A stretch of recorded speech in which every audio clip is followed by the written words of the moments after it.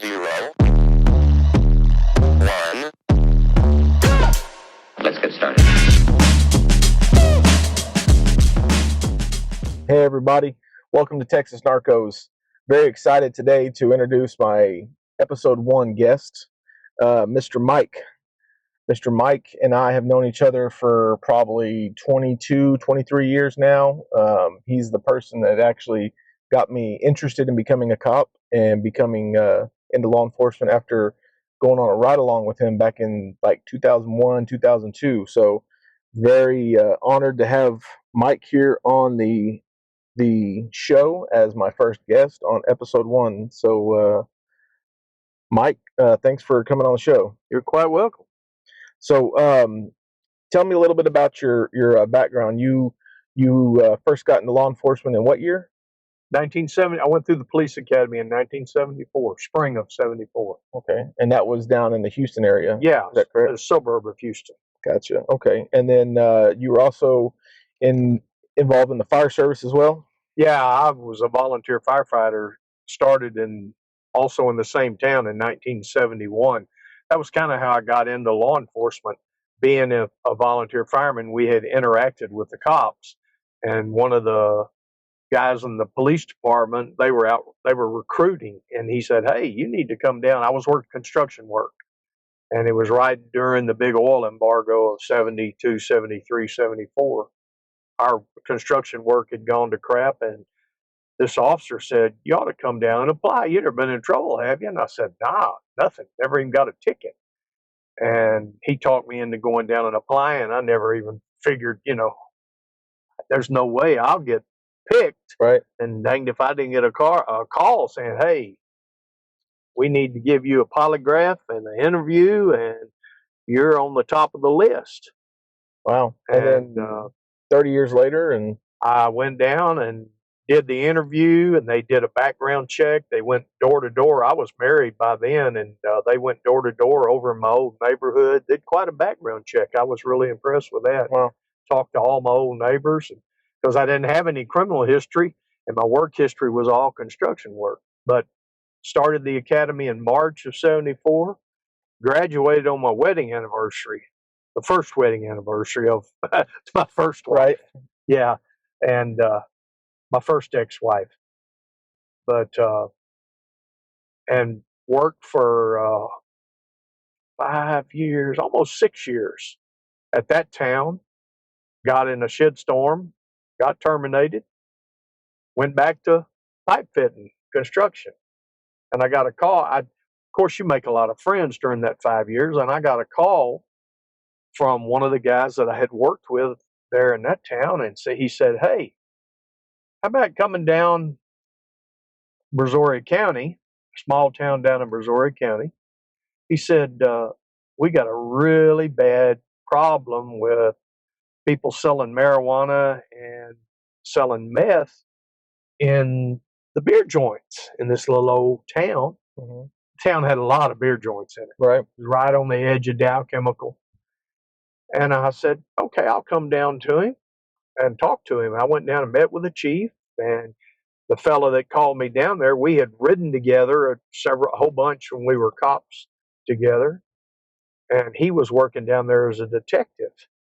And he got me down there, and I met the chief, and we got along real well. And he said, line me out with the deal. The city council had given him a $10,000 supplementary budget deal to hire somebody deep undercover to come down there.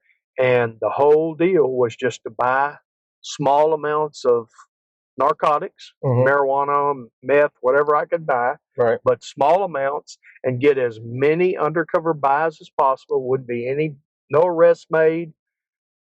Get it done. Just run it till the $10,000 was gone. I think I was getting paid $10 an hour. Wow, that's not bad for back in the 70s. Yeah, I think and that was no benefits or anything, just $10 an hour plus expenses and plus the cash to buy the dope. And I think I started out, the chief gave me $1,000 cash, and he said, "See how far you can make it go." And I went out and started hanging out in beer joints. Well, it had been, when I started that, since I had left the other police department, it'd been about 5 or 6 months. So I let my hair grow out a little bit, and I had a beard, and started growing a beard. Looked pretty scruffy, but I had a background of construction work, so it fit in real good. Yeah, just went down there. The Dow Chemical was running wide open, lots and lots of construction work, and so I was just a construction guy. Right. And it's pretty easy. And the hard part about it initially was I'm not a drinker. I don't use adult beverages, and it's really hard to hang out in a beer joint and not drink. Yeah, shooting pool and not drinking. But I figured out that I could get canned beer. Well, nobody knew how much was in it, and then just every once in a while, drop the can in the trash can and buy another one. And I was a terrible pool player, so I was always paying. You know how you in a beer joint you play. Whoever loses buys the next pays the next table. Right. And so that's what I did for hours at a time. And I had gotten through DPS, had gotten a genuine driver's license number with an alias name on it, another address and everything. So had my undercover persona set up. I had a rental car that I rented, a little old junky ass Mustang I rented from a fly-by-night place at the airport. Right. And I put construction junk in the trunk and a hard hat, dirty old construction car, a couple of pairs of boots, and all your props and everything. I had all that stuff, and I just started hanging out in beer joints and getting to be friends with somebody. Well, you got to.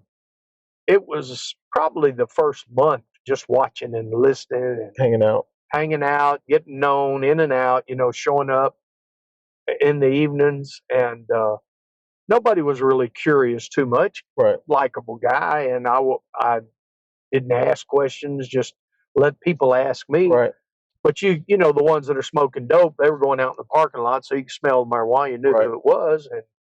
And my first buy was just a lid of marijuana, about an ounce of marijuana in a parking lot. And I carried, during all that time I was undercover, I carried a little snub-nosed .38 pistol in my back pocket or someplace just for protection. But I really didn't ever feel like I was in danger, because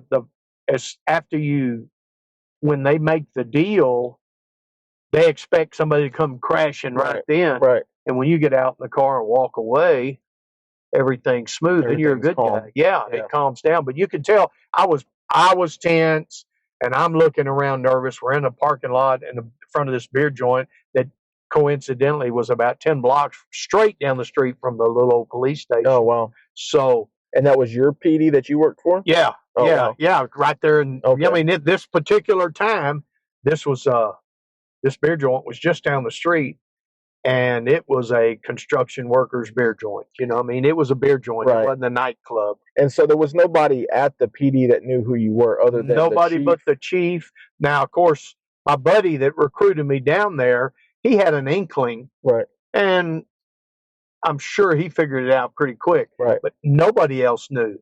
So it's not like nobody. You didn't go work patrol for a month and then you did this assignment. You went straight into this. Straight in with, and by the time it was over, it lasted about 15 months. And by the time it was over, I had shoulder length hair, and I had a beard bigger than Grizzly Adams. Wow. I mean, I always wore bib overalls, khaki shirts, Right. So this was the late 70s? Yeah, it was 79 and 80. 80. Started in 79, ended in 1980.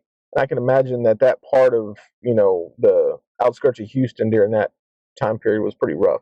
Down in that area, it was not unusual. In fact, I really learned about my fellow officers at that PD that I eventually ended up working patrol on, because I was a witness to several fights and assaults in the beer joints, because I'm in there. Right. And somebody would finally drop a dime to 911 or the bartender or somebody, and you knew that, you'd hear the siren, a cop would come up. Well, most generally, it was all over with. You hear the sirens, they've grabbed everybody and cleared it up. and you knew. I found out who the, I don't, for better word, chicken shit officers were. Right. Scaredy cat officers. They'd step in the front door, look around, nothing here, 10-8, and step And they right would back leave. out the door. Wow. Yeah, no questions. Wow. Tables are turned. Obviously there had been. There had been an issue. Yeah, Right. so I'm making notes, Right. and And you've been a cop already. yeah, I'd already been a cop for 5.5 years. Right. Yeah, I wasn't a rookie cop, and Right. I had been a cop in a town outside of Houston that was notorious Mhm. for a couple of giant cowboy nightclubs Gotcha. and stuff. So Now, did you live in the town that you were working in now, or did you commute in? no, I came from Harris County down there. I drove down there. Generally, I was working construction at the time. I had a full-time job working as a pipe fitter, and I was doing that on the weekends. Oh, so this whole undercover thing was In the beginning, yeah, it part-time was. gig Yeah, it was a almost. part-time gig. Really? I'd get off work on Friday evening at the construction job. I'd run by the house, take a shower, put on my camouflage clothes, Mhm. and I'd drive to Brazoria County. Wow. Get down there 6:30, 7 o'clock. I had a lady that I was renting a room from there in the old part of town, Mhm. and I'd stay out until the bars closed, go spend the night, sleep in the next day, go to the beach, go fishing. About 4 or 5 o'clock that evening, go back to the beer joints. And you did that, and then go back to your And normal then life. Sunday evening, I'd drive back up to the Houston Wow. area and go to work Monday morning. Wow. Pipe fitting. Two completely different. Totally, yeah. Nobody You knew live in two better. lives. My wife, of course, knew what was going on, Right. but at that point, we had been married for almost 10 years. So, Well, you know, did you have kids at this point? yes, I had 2 children at that children. point. Yeah. So- Two, let me see, seven and a 2-year-old, I Okay. guess, at that point in 79. Wow. So let me ask you this: what did they give you any training? The guys listening today, the cops that are doing undercover these days, there's all sorts of training classes and stuff that people No, offer. there wasn't Did you have anything like that? Nothing at all. I didn't find out about the narcotics Texas. Well, I can't remember what's it called. The Texas Narcotics Officers Association. Yeah, that was a dream in somebody's eye at that point. Right. I don't even think it was in existence in 79. But no, it was just be honest. Get after it. I just go out there and do it. Try and see who's doing it. Get intelligence. Make little bitty buys. Make the money go. And when it all gets over with, try and get as much information as you could. And I would, at the end of my night, if I had made a buy, or sometime 2 or 3 times I made 2 or 3 buys, because as soon as I made a buy somewhere, I left and went to another place. Right. And I would hang out there. But I kept, I had a spiral notebook that I had learned from a Texas Ranger. And I had this big spiral college lined notebook, and I would get back that evening after the bars closed. I'd go to my room and I would spend 2 or 3 hours handwriting all of the details while they were fresh in my mind. Right. Times, dates, descriptions, Mhm. everything. I had a bag of, the chief had given me a thing of evidence tags that I had in my room. But I was meticulous in writing down license numbers. And because when I was gathering intelligence, I would, like if I knew somebody was dealing, but I was having trouble making a deal, I got their information. I would copy down license numbers, Right. and I would pass that on to the chief. I had a private number for him. Mhm. And if I had intelligence information, I found out about halfway through it that DPS had some really heavy narcotic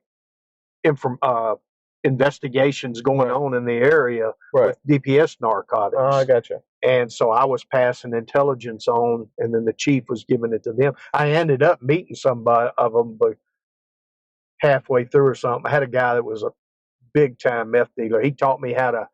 It was crazy.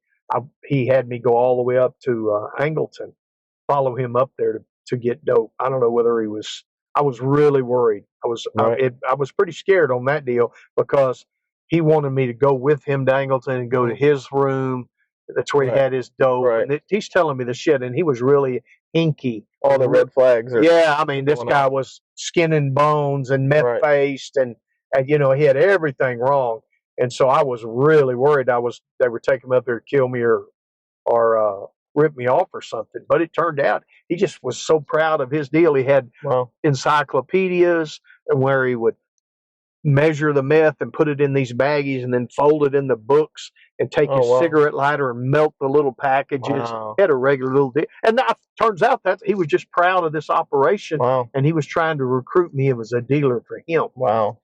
But I told him that I didn't want to be a dealer, but I had a guy who I had anyway, I had this guy who was interested in buying $1,000 worth. Right. And that was, shit, I couldn't do that. Right. And I kept talking to this guy, and I set him up to meet, and it was the same scary distance. He got in the car with me, and we went halfway to Galveston underneath a bridge on the highway. It's where we get, and there's a pickup truck. He's hinky the whole time. Right. And he's packing a gun.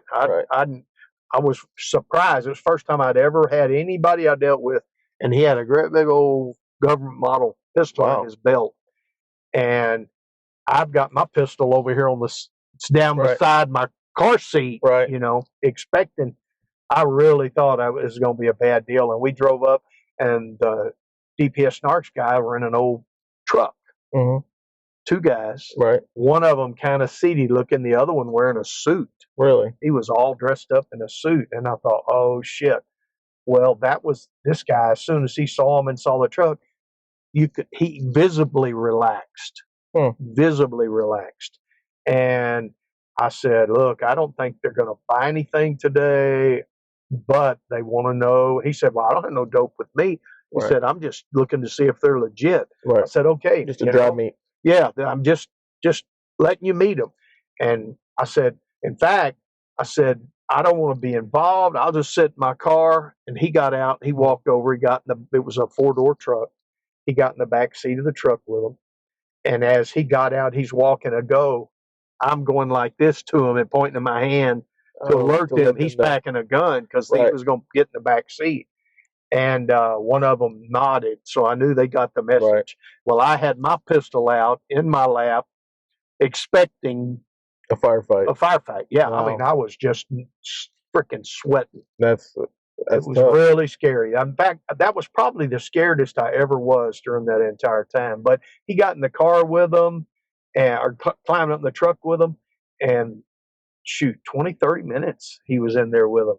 Just business. Yeah, and he got back in the car and he's all happy. He said, man, those are really great guys and they got money. They showed me. Wow. They had $3,000 or $4,000 with them. They would have bought money. If I'd have brought some meth, they would have bought it.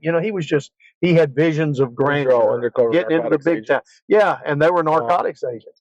And I found out several months later when my deal closed out, when we got an indictment for him.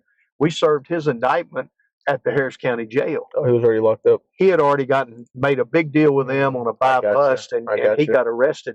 Wow. And I had no idea, we just never heard from him again. I got a really nice attaboy letter to the chief from DPS Narcotics for setting it up for him. Wow. So now you're out here every night. You're doing your thing. You're living as a construction worker that, has a thing for meth. You don't have a cover team. You don't have a communications with your people. Like, you're completely on your own. Absolutely. 100% on your own. Nobody in town. If the only thing I had is insurance, I made the chief fix me an official ID for the PD, a photograph ID, police ID, and I had that in an envelope with my wife in case it was one of these deals where I got into some kind of a shootout or any kind of trouble. She could prove who I was, because I didn't know the police chief very well at that time, and I wanted some insurance. And the chief he laughed when I told him what Right. I said. I was up front. And I said, I just want to guarantee. He said, he laughed real loud and he says, I don't blame you a bit. If I was in your position, I would too. And I said, I just want to, in case some shit hits the fan, something goes that's down. smart. And I had that. In fact, someplace in this pile of junk at my house, I have that old ID. Really? Yeah. Wow. I That's have neat. that old ID. I got some old photographs too of what I looked like back then someplace. So you're doing this for 15 months. You make we ended up tons of buys. I don't know whether it's tons of buys. We ended up at the end when it all fell apart. I had all my reports. I had everything documented, and they had me. Got back on patrol, but before I went on patrol, I sat down at the detective bureau there at the PD, and the chief that was the first time he had seen my stuff. Right. I gave him the book. He kept it over the weekend. He read the whole deal, and Right. it was like a novel. It I'm really sure. had lots of detail. And I came in on Monday, and he said, "We're going to have you go up to the courthouse and sit down with an assistant DA, and he's going to go over your stuff, and y'all are going to get this all ready. And we're going to do sealed indictments. Right.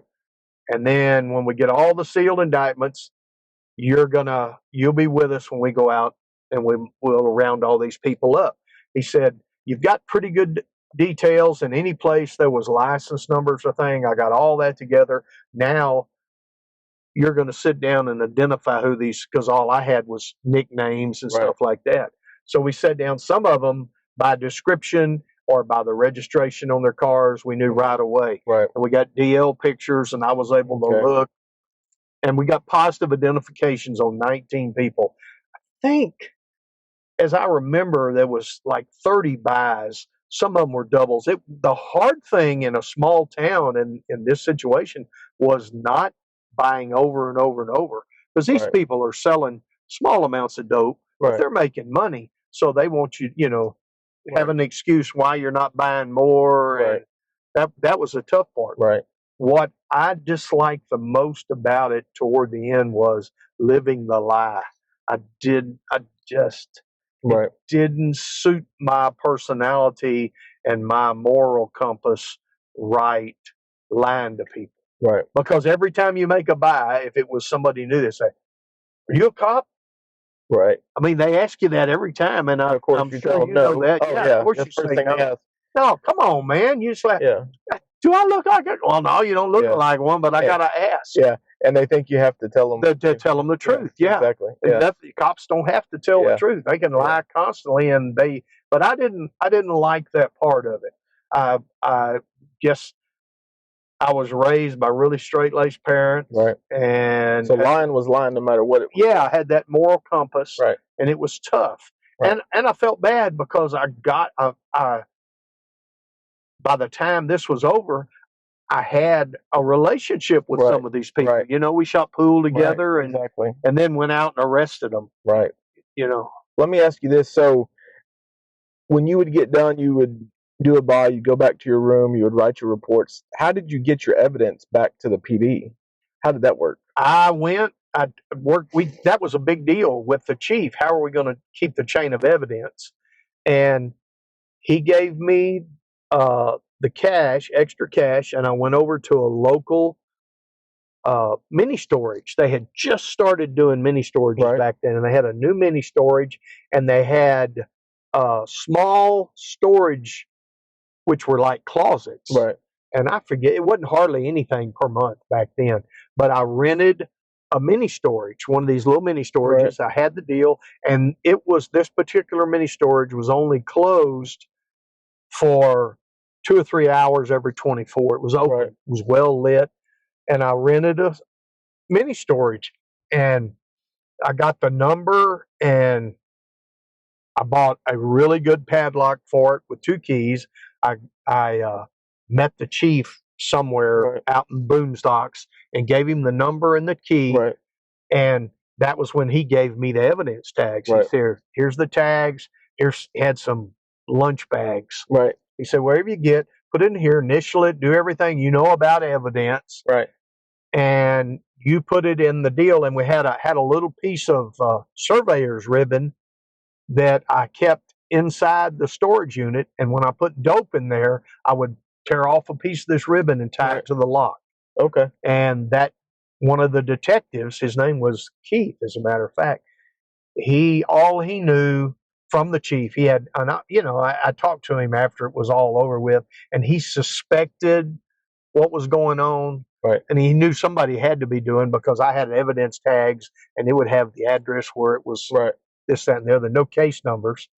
And he would drive through there on the weekends, and if he saw the ribbon, he had the key, Wow. and he'd open the key, go in there and get it, and tear the ribbon off and throw the tore up ribbon inside, so I would know that he had been there. Some spot stuff. Yeah, just like it was like it was a dead drop. Wow. He never saw me, I never saw him. And this particular mini storage deal, the only security camera they had was on the gate. There were no cameras on the rows, so there was nothing. Yeah. And I always went in. I was careful to go in with my visors down, that sort of thing. Nobody could see my face. Wow. And I had bogus plates. The chief had given me 4 or 5 different sets of license plates that he got from DPS that didn't come back to any. Right. I had a Georgia plate, an Alabama plate.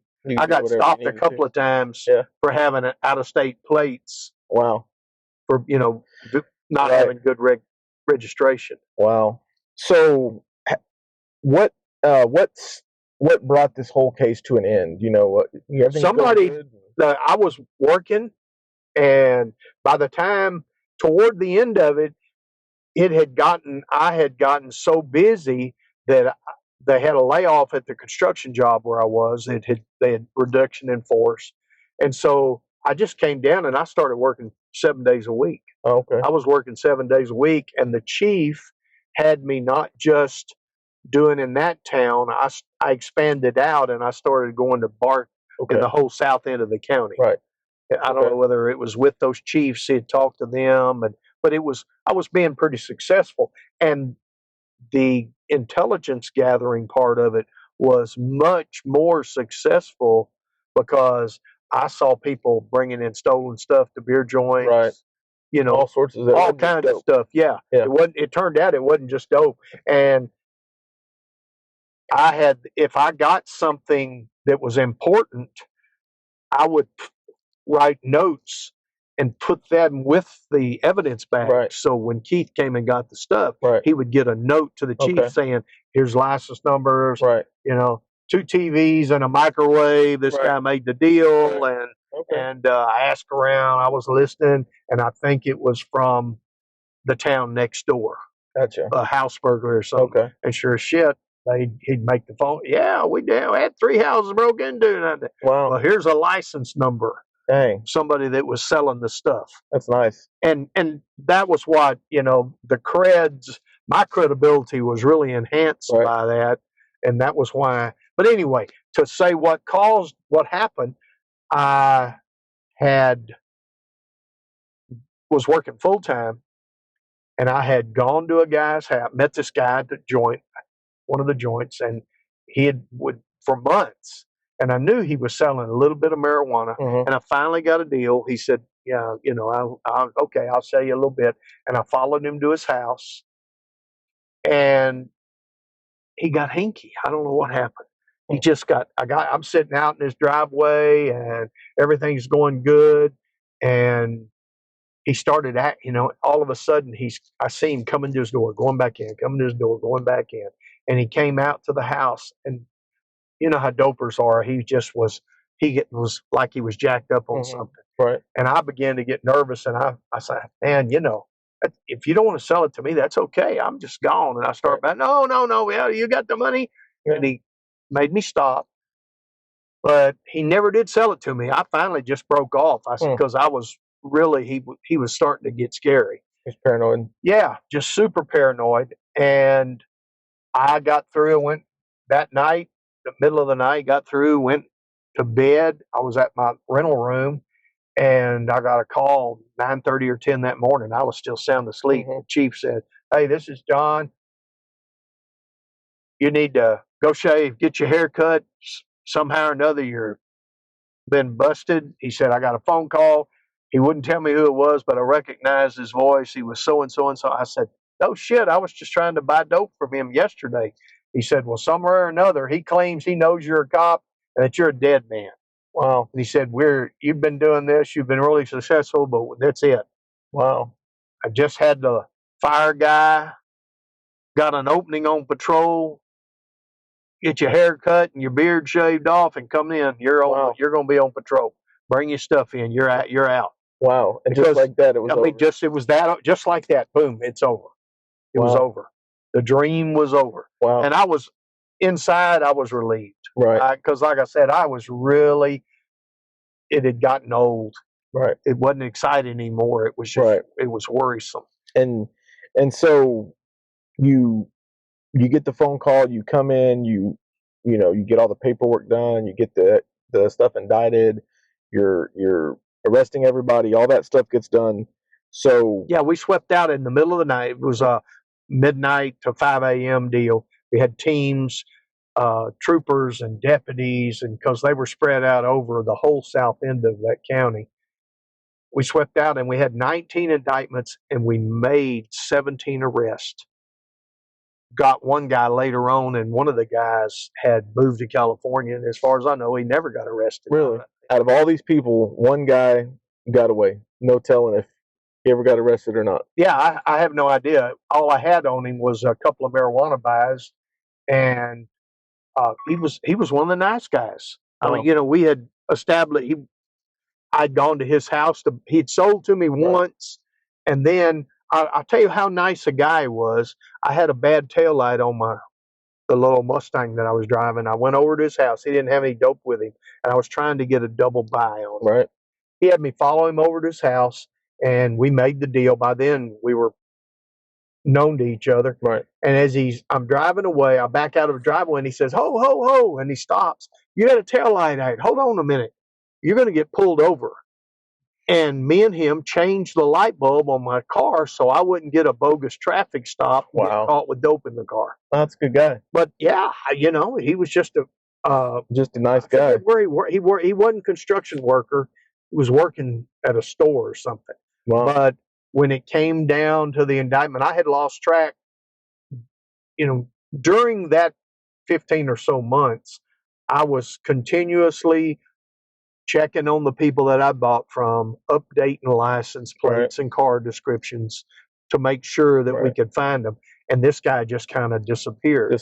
And they checked. I had enough ID on him that they were able to positively identify him and found he had swapped his Texas DL for a California DL or something. So after this whole, part of your life is over, what type of issues did this undercover life have on you between like your family and like your mental health? I know you kind of touched on it a little bit, as far as you felt conflicted because you didn't want to lie and stuff. Was there anything else, any other issues that you? No, I don't think. As far as family life, I don't know that my children knew any different. Right. Because I lived in a different town. Right. And then I know my daughter was disappointed because she thought I was not being a policeman anymore. And then all of a sudden I'm back working as a cop, and they were tickled. They all moved down to that town. Okay. We sold our house and moved down there pretty soon after I went to work full time. And so it was back to life as normal. As a cop. As normal as it could be. Officer. Our marriage was on the rocks then anyway. From the point of the end of that until that marriage only lasted another 2.5 years. Gotcha. And I should say I've been married for 41 years since then. Oh, there you go. That's something to be proud of. I learned a great deal from the first mistake. Right.